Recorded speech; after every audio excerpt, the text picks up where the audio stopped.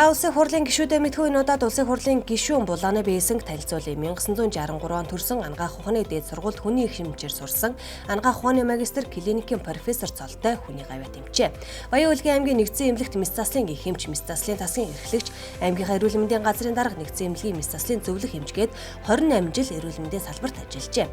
2020 оноос улсын хурлын гишүүн болж өдгөө байгаль орчин хүнсүүдийн аж ахуйн байнгын хорооны даргаар ажиллаж байна. Баян-Улгийн аймгийн иргэдийн төлөөлөгчдийн хурал 5 удаа сонгогдсон Орос Турк хэлтэй 1.3 тэрбум хөрөнгөтэй 10 хууль санаачилсан гишүүн. Баян-Улгийн аймгийн нийгмийн даатгалын хилцээний дарга тэргүүтээ нэгдсэн эмнэлгийн 40 гаруй эмчийг эрх мэдэл албан тушаалаа оруулан ашиглаж бусдаас авилга авч хурамч онц тогтоосон үндслээр Тус аймгийн 514 иргэнийг шалгасан хэргийн гол зохион байгуулагч нь улсын хурлын гишүүн Бэйсэнгийн хэрэг одоо ч шалгагдаж байгаа.